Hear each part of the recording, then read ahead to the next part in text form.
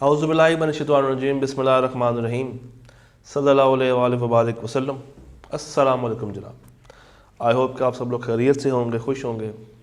इससे पिछले लेक्चर में हम लोगों ने डिमांड को कवर कर दिया था, यानी कि elasticity of demand with respect to price, with respect to income and with respect to cross products.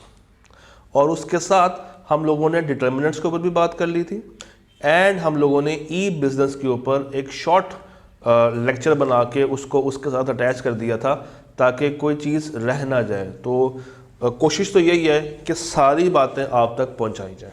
Done. तो सर इस लेक्चर में हम लोगों ने बात करनी है इलास्टिसिटी ऑफ सप्लाई के ऊपर। तो आज के लेक्चर में हम लोगों ने क्या क्या कवर करना, ज़रा उसकी एक लिस्ट बना लेते हैं। सबसे पहले चैप्टर 3 में जाएंगे और कवर करेंगे इलास्टिसिटी ऑफ सप्लाई। उसके बाद चैप्टर 2 में आएंगे और स्टडी करेंगे कॉबवेब मॉडल एंड देन इसी लेक्चर के अंदर चैप्टर 2 में जाके हम लोगों ने स्टडी करना है बफर स्टॉक।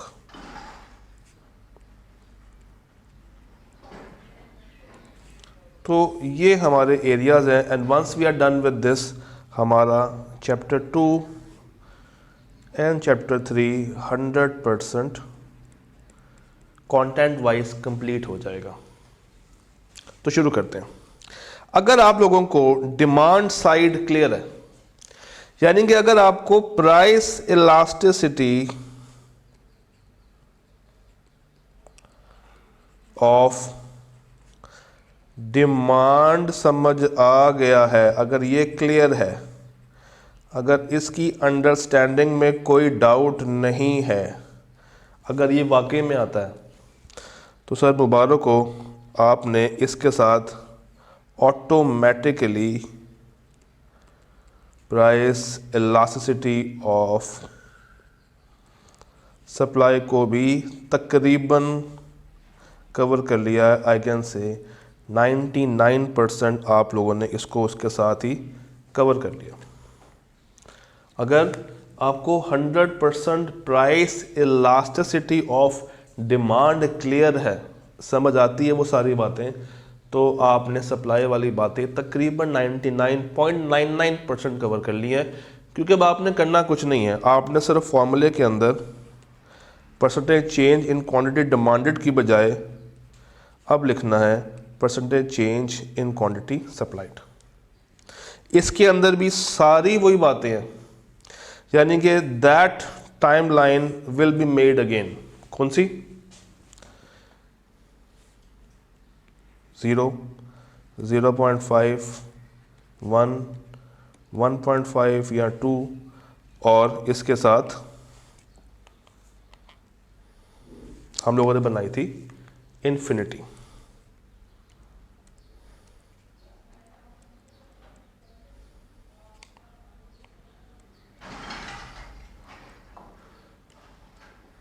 तो वो सारी चीज़ें यहीं पे रिपीट होंगी।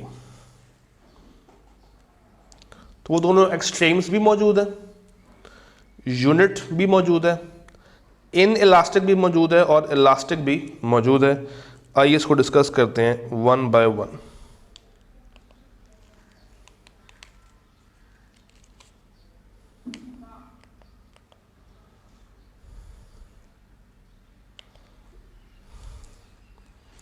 सबसे पहले आपको यह पता है कि जहां पे इक्वल चेंज होगा, जहां पे प्राइस में चेंज जितना आया है उतना ही चेंज क्वांटिटी सप्लाइड में आएगा, तो ये हमेशा क्या होगी? 1, इक्वल चेंज। और जहां पे अनइक्वल चेंज है, यानी कि अगर मैं कहूं क्वांटिटी सप्लाइड में चेंज ज़्यादा है, प्राइस में चेंज कम है, तो ये बन जाएगी इलास्टिक मोर देन 1। और जहां पे क्वांटिटी सप्लाइड में चेंज कम है और प्राइस के अंदर चेंज ज़्यादा है, तो ये बन जाएगी इन इलास्टिक सप्लाई। और जहाँ पे सप्लाई में चेंज नहीं है, सिर्फ प्राइस में चेंज आ रहा है, तो that would be perfectly inelastic. और जहाँ पे प्राइस में चेंज ज़ीरो है मगर सप्लाई में चेंज आ रहा है, तो that would be perfectly elastic. सारी बातें वही हैं, कोई नई बात किताब हमसे यहाँ पे डिटेल में डिस्कस नहीं करती है। इवन दो उसका फॉर्मूला भी सेम है। फॉर्मूला आपको अगर याद हो तो क्या था, Q2 minus Q1 divided by Q2 plus Q1 divided by 2,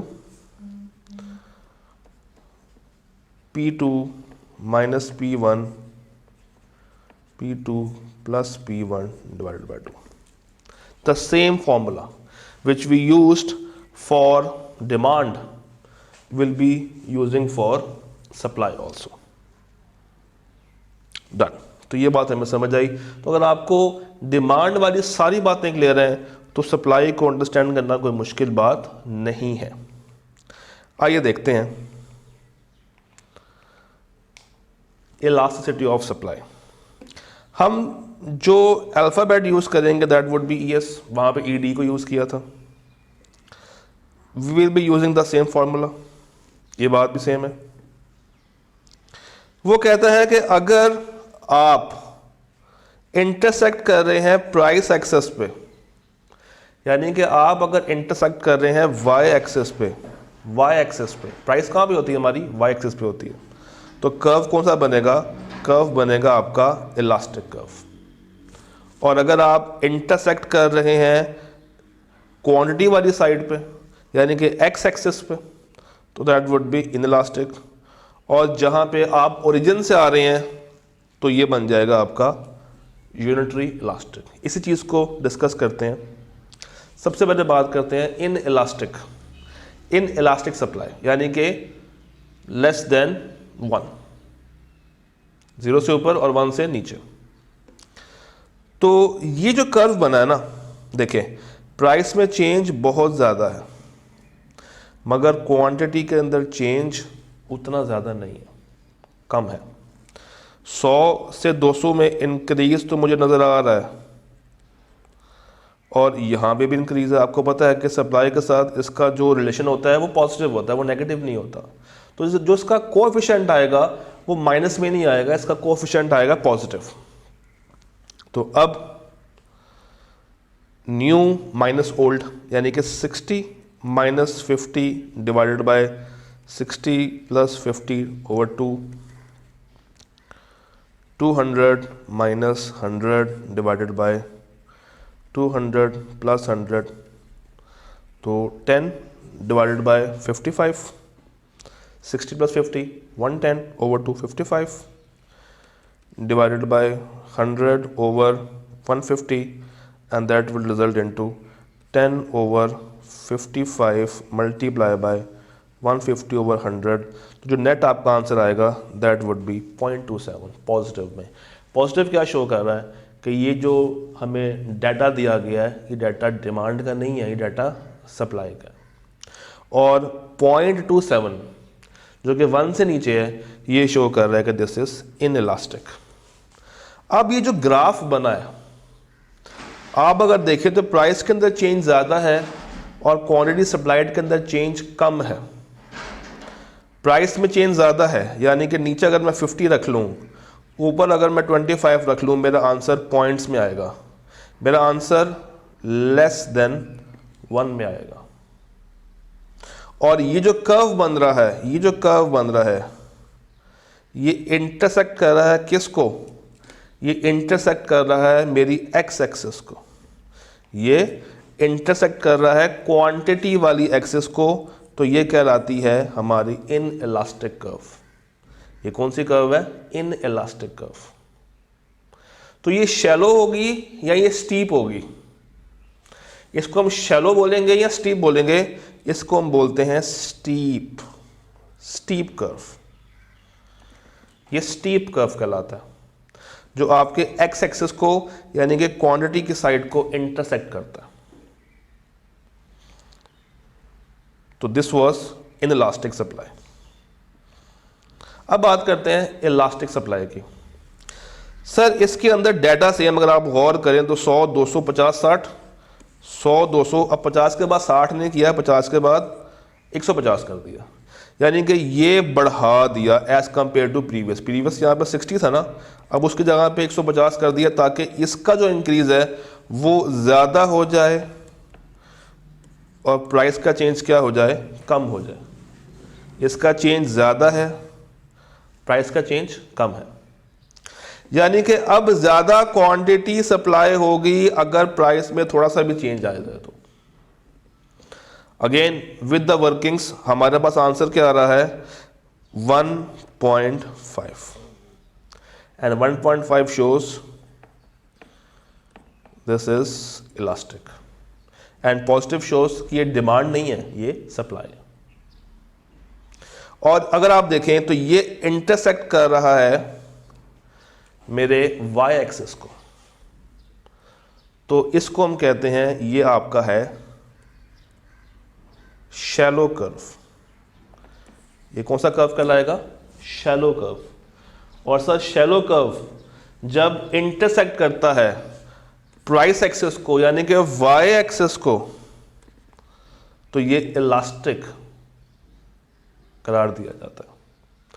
और जब वो ओरिजिन से स्टार्ट हो, यानी कि जब वो देखें बिल्कुल अगर ओरिजिन से स्टार्ट हो रहा है, ना यहां पे कट कर रहा है ना यहां पे कट कर रहा है, वो बिल्कुल अपने इस ओरिजिन से शुरू हो रहा है, तो इसका मतलब है कि इक्वल चेंज हमें नजर आएगा। और जब हम इक्वल चेंज की बात करते हैं तो ये कहलाता है यूनिट इलास्टिक, जिसका आंसर क्या होता है हमेशा 1। 100 से 200 डबल हो रहा है, डबल हो रहा है, 50 से 100 ये भी क्या हो रहा है, डबल हो रहा है। फॉर्मूले में पुट करेंगे आंसर आएगा 1। आंसर क्या आएगा 1। फॉर्मूला क्या है, again new minus old divided by new plus old divided by 2, new minus old, new plus old divided by 2। एक तरफ क्वांटिटी है और एक तरफ price. So this was all about supply. फिर किताब थोड़ी सी मजीद जज्बाती होती है और किताब कहती है कि जस्ट लाइक आपने डिमांड में जो चीज़ पढ़ी थी, आपको याद हो तो हम लोगों ने डिमांड में एक बात कही थी कि कुछ एक्सट्रीम्स भी पाई जाती हैं, कुछ एक्सट्रीम्स भी अवेलेबल होती हैं। वो एक्सट्रीम क्या है, एक परफेक्टली इनइलास्टिक और एक परफेक्टली इलास्टिक। तो परफेक्टली इनइलास्टिक कौन सी होगी, परफेक्टली इनइलास्टिक कौन सी होगी सर? परफेक्टली इनइलास्टिक वो होती है जो वर्टिकल आ रही हो, और परफेक्टली इलास्टिक कौन सी होती है, जो हॉरिजॉन्टल आ रही हो। ये हॉरिजॉन्टल है, ये वर्टिकल है, यानी कि सेम क्वांटिटी सप्लाइड के ऊपर प्राइस में चेंज आ जाए, क्वांटिटी सप्लाइड चेंज नहीं होती है। और यहाँ पे price keeping the same, quantity change होती चली जा रही है मगर प्राइस पे कोई इम्पैक्ट नहीं आ रहा। तो this one is infinity and this one is 0। तो ये हैं दो एक्सट्रीम्स। अगेन मैं रिपीट कर दूं, सारी वही बातें हैं जो कि आप इससे पहले कवर करके आए हैं, कहाँ पे, डिमांड की साइड के ऊपर। So all things are much same. अब अगर मैं आपको एक टास्क दूं और आपसे कहूं कि जनाब आपने थोड़ा सा सोचना है, और सोचना भी क्या है, आपने सोचना ये है कि अगर कुछ डिटर्मिनेंट्स हों, कुछ फैक्टर्स हों,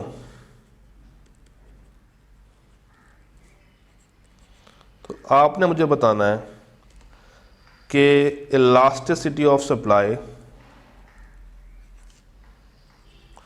इलास्टिक होगी या इनइलास्टिक होगी, इलास्टिक होगी या इनइलास्टिक होगी। शुरू करते हैं। सर सबसे पहले मैं कहता हूं कि नंबर ऑफ फर्म्स अगर बढ़ जाएं, अगर नंबर ऑफ फर्म्स बढ़ जाएं, increase in number of firms तो इसका मतलब ये है कि ज़्यादा माल मार्केट में आएगा। तो जब क्वांटिटी इंक्रीज हो और प्राइस के अंदर कम इंक्रीज हो, चूँकि ज़्यादा फर्म्स हैं तो वो इतनी ज़्यादा प्राइस बढ़ाएंगे नहीं, मगर माल फेंक रही होंगी। प्राइस बढ़ाएंगी तो कस्टमर स्विच कर जाएगा, मगर मार्केट के अंदर अब माल एक अच्छी तादाद में सप्लाई होना शुरू हो गया। तो अगर नंबर ऑफ फर्म्स बढ़ रही हैं तो इट विड बी इलास्टिक, और अगर नंबर ऑफ फर्म्स कम हो रही हैं, डिक्रीज है इन नंबर ऑफ फर्म्स, तो ये क्या हो जाएगा, इन इलास्टिक हो जाएगा। ये हो जाएगा फिर इन इलास्टिक। इसी तरह अगर मैं आपसे कहूं कि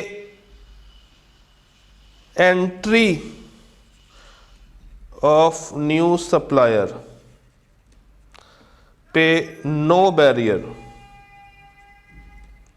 एंट्री के ऊपर कोई बैरियर नहीं है, कोई भी सप्लायर मार्केट में आ सकता है, तो दिस वुड बी इलास्टिक।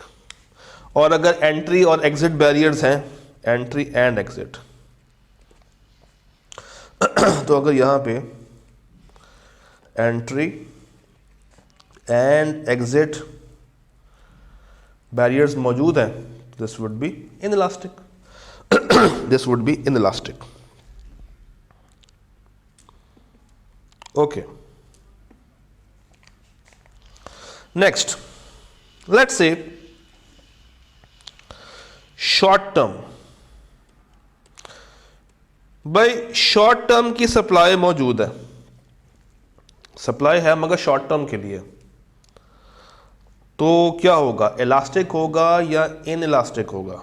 अगर तो शॉर्ट टर्म है ना तो वो यहां पर आएगा, और अगर शॉर्ट टर्म की बजाय लॉन्ग टर्म हो, अगर इसकी बजाय लॉन्ग टर्म हो, तो this would B elastic, this would B elastic. तो इस तरीके से आपने इसके डिटर्मिनेंट्स को देख लेना है जी। लेट्स से हम कहते हैं कि स्टॉक की अवेलेबिलिटी ज्यादा है, हम कहते हैं अवेलेबिलिटी ऑफ स्टॉक है, तो अगर स्टॉक अवेलेबल होगा तो वो फौरन से मार्केट में आ सकता है, उसके लिए प्रोडक्शन करने की जरूरत नहीं है, इलास्टिक।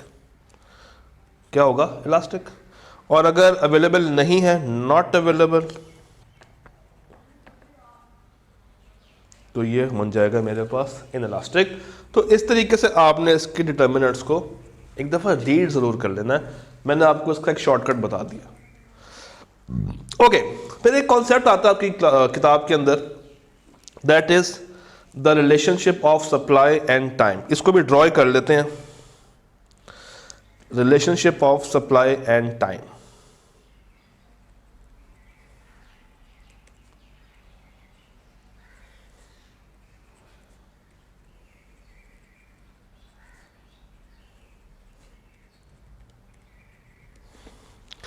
सर तीन तरह के टाइम होते हैं। सेंटर में हम कहते हैं ऐसा टाइम जो कि शॉर्ट टर्म के लिए हो, short term period.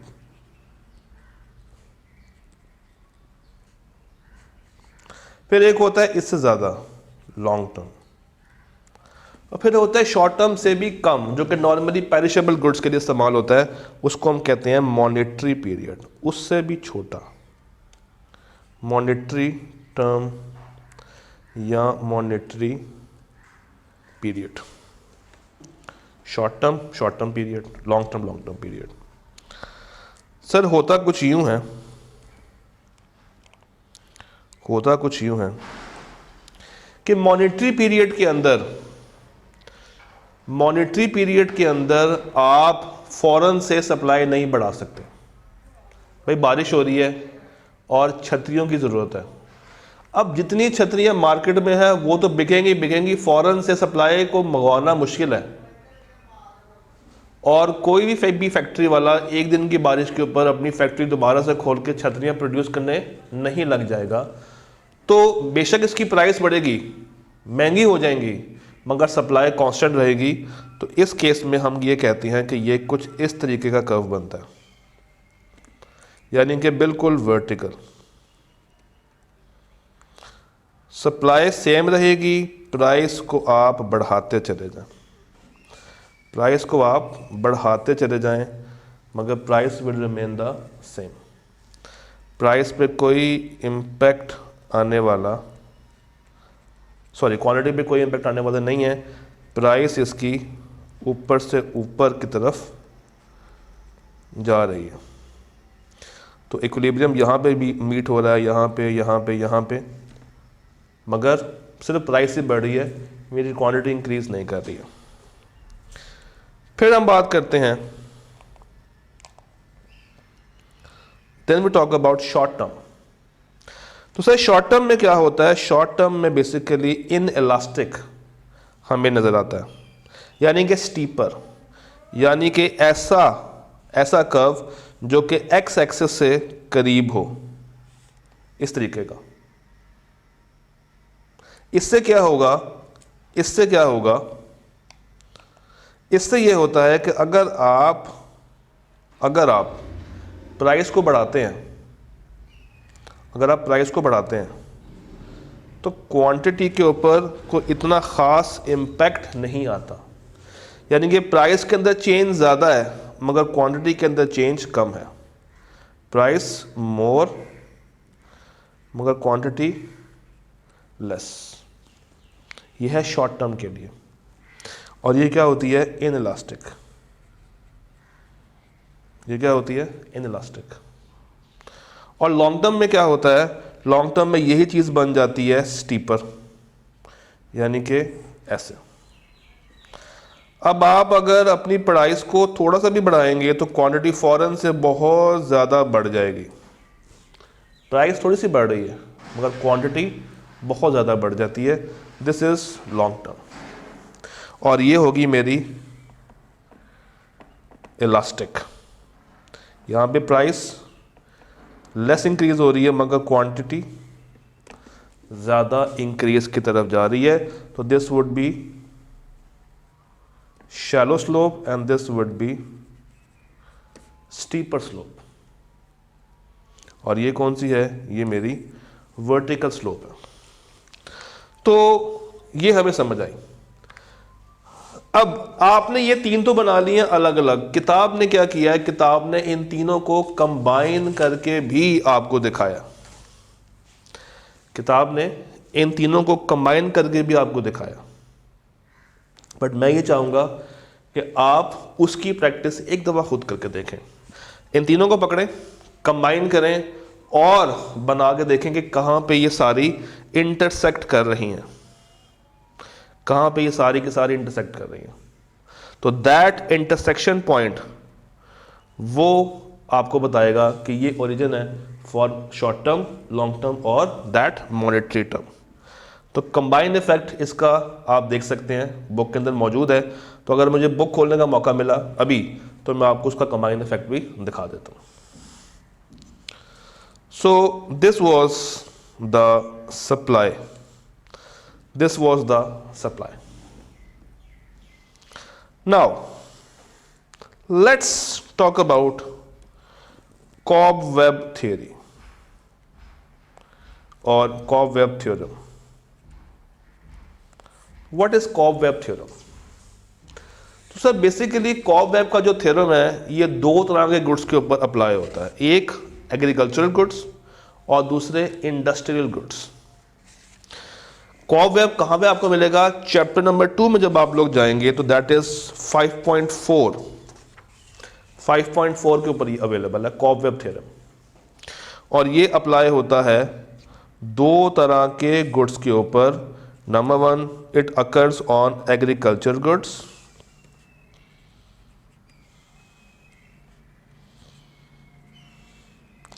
and it occurs on industrial goods.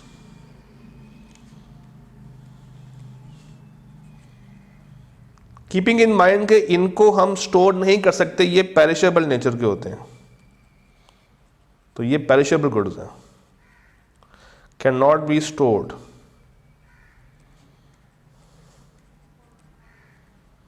मगर ये ड्यूरेबल है, ये ड्यूरेबल गुड्स हैं, आप इनको कैन बी स्टोर्ड, आप इनको स्टोर कर सकते हैं। कॉबवेब है क्या? कॉबवेब एक ऐसा जाल है जिसके अंदर आप फंस जाते हैं। ये प्राइस में और क्वांटिटी का एक ऐसा जाल बनता है, एक मकड़ी वाला एक ऐसा जाल बनता है जिसमें आपको ये देखना होता है कि आप गोल गोल घूम के उसी इक्विलिब्रियम पॉइंट पे जा रहे हैं। ये बनता कैसे है? Let's talk about agricultural goods.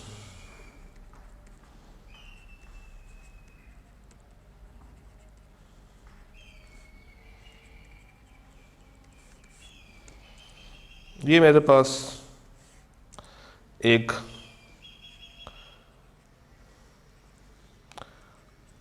Plot आ गया। एक्स एक्सिस पे क्या है?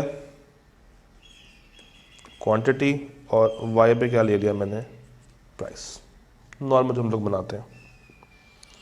लेट्स से मैं कहता हूं कि भाई इस केस में आपने क्या करना है, जो आपकी सप्लाई होगी ना, जो आपकी सप्लाई होगी, आपने उसको स्टीपर रखना है,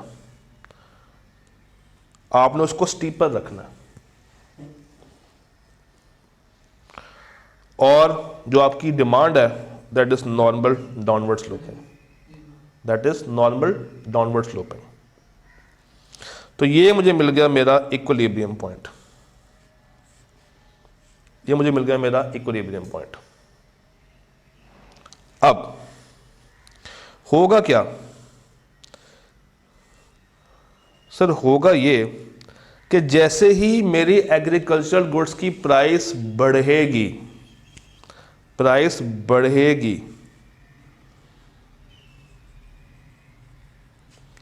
ये प्राइस बढ़ रही है, तो क्वांटिटी के अंदर भी चेंज आ जाएगा। मगर प्राइस बढ़ी है ज़्यादा और क्वांटिटी चेंज हुई है कम। प्राइस मेरी ज़्यादा बढ़ी है मगर क्वांटिटी में चेंज क्या आया है? कम आया। तो ज़्यादा प्राइस हो गई है, क्वांटिटी सप्लाई कम हो रही है। जब प्राइस ज़्यादा हो जाएगी, जब प्राइस ज़्यादा हो जाएगी तो डेफिनेटली अब क्या होगा? अब ज़्यादा सप्लायर इसको मार्केट में सप्लाई करने की कोशिश करेंगे, ज़्यादा सप्लायर इसको मार्केट में सप्लाई करने की कोशिश करेंगे। तो सर यहाँ पर आके, इस पॉइंट पे आके जहाँ पे ये इंटरसेक्शन हो रही है, जहाँ पे ये इंटरसेक्शन हो रही है, यहाँ पे मेरी दूसरी प्राइस खड़ी हो जाएगी P2। This was P1, this is P2। अब प्राइस गिर चुकी है, और प्राइस गिरने से क्या होगा? मेरी क्वांटिटी भी गिर जाएगी, मेरी क्वांटिटी भी गिर जाएगी। अब अगर आप ज़रा गौर करें, अब अगर आप ज़रा गौर करें तो ये गुड्स आप स्टोर नहीं कर सकते, ये गुड्स आप होल्ड नहीं कर सकते। तो यहां पे जो मूवमेंट आपको देखने को मिल रही है वो कुछ ऐसी है,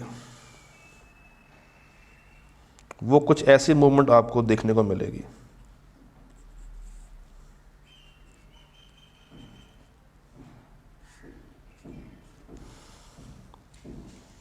यानी कि दिस वन,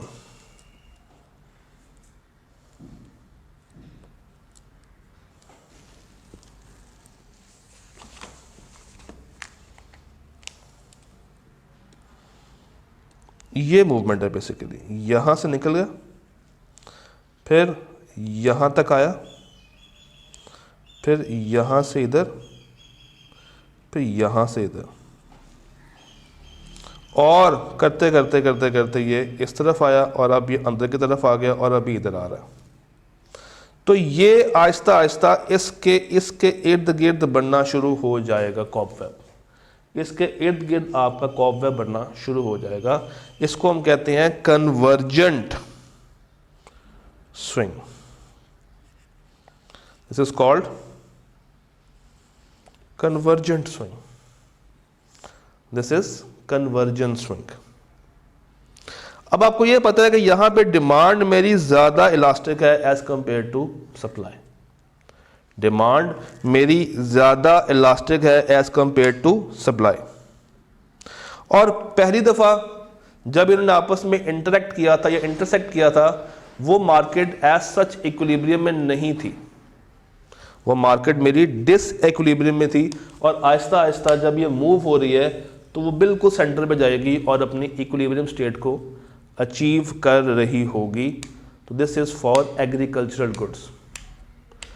अब अगर आप गौर करें तो प्राइस गिर चुकी है, प्राइस गिर चुकी है, मेरा प्रोड्यूसर, मेरा फार्मर परेशान है और इसकी परेशानी को ओवरकम करती है गवर्नमेंट। अब यहाँ पे गवर्नमेंट का रोल आता है। गवर्नमेंट ये कहती है कि भाई तुम परेशान ना हो, हम तुमसे मिनिमम प्राइस के ऊपर सामान लेंगे और जो तुम्हारा सामान सरप्लस बच गया है हम खुद उसको बफर स्टॉक के अंदर रख लेंगे और वक्त पड़ने पे हम इसको मार्केट में लाके बेच देंगे। तो आप इस चीज़ को इसलिए करते हैं ताकि आप अपने फार्मर को सपोर्ट कर सकें, उसकी जो काश्त है वो उससे कम दामों पे, यानी कि उसकी भी जो रिजर्व प्राइस थी उससे कम पे ना बिके, उसकी रिजर्व प्राइस या उसकी रिजर्वेशन प्राइस से कम अगर बिक रही है तो गवर्नमेंट इन होगी और गवर्नमेंट इन होके मिनिमम प्राइस सेट कर देगी, गवर्नमेंट इन होके मिनिमम प्राइस सेट कर देगी। Let's suppose this is the minimum price, this is the minimum price, और अब गवर्नमेंट ये कहेगी कि भाई बस हम तुमसे इस प्राइस के ऊपर परचेज करेंगे ताकि तुम्हें नुकसान भी ना हो और जो तुम्हारा बफर स्टॉक है वो हम इसको संभाल लेंगे, हम इसका ख्याल कर लेंगे। फिर इसके बरक्स वी हैव डाइवर्जेंट स्विंग जो कि इस्तेमाल होती है for industrial goods.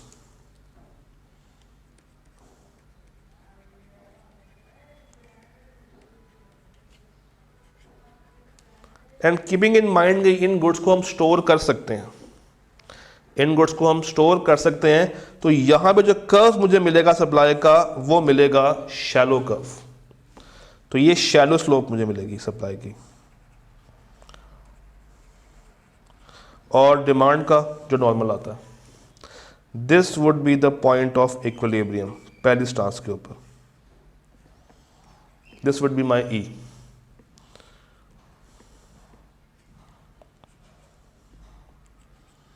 This would be my E at the very first stance.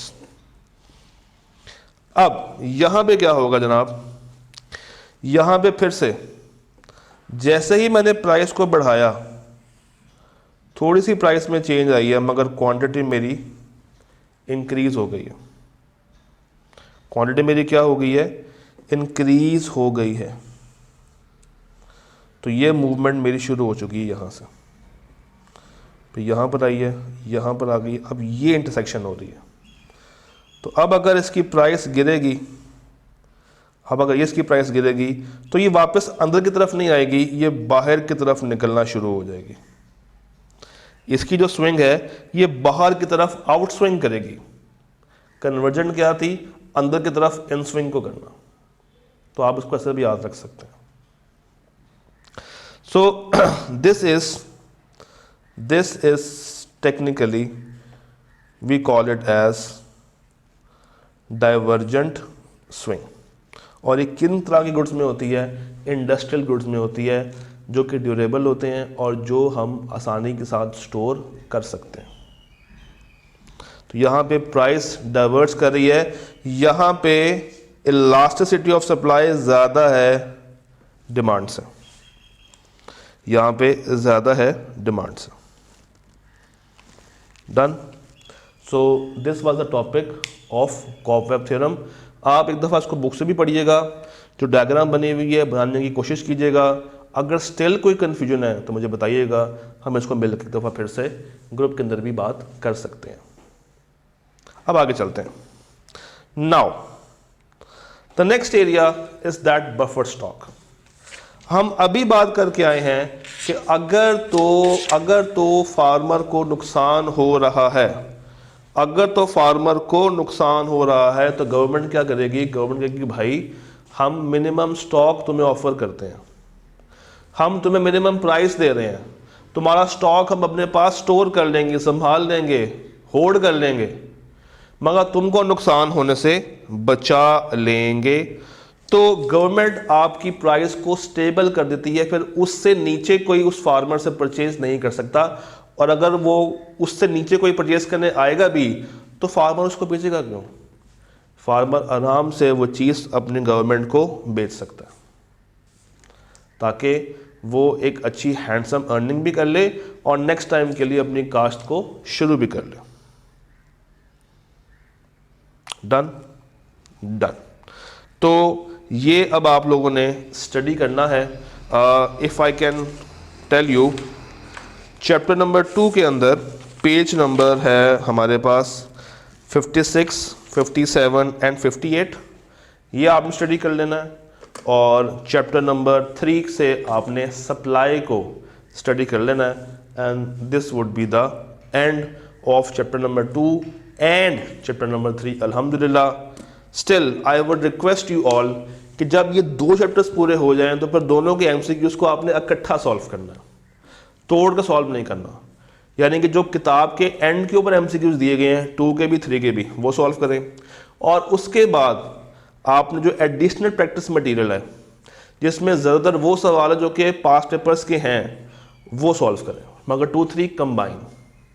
2 करके पहले वो करने के लिए जाएंगे तो कुछ हद तक परेशान रह सकते हैं, तो पहले 2 भी कर लें, 3 भी कर लें, और फिर उनके जो एमसीक्यूज हैं उनकी प्रैक्टिस लाजमी कीजिएगा। तो हमारे 2 चैप्टर्स अल्हम्दुलिल्लाह कवर हो चुके हैं in span of 2 days and 4 classes. आपसे मुलाकात करेंगे नेक्स्ट लेक्चर में चैप्टर नंबर 4 के साथ। तब तक के लिए अल्लाह हाफ़िज़।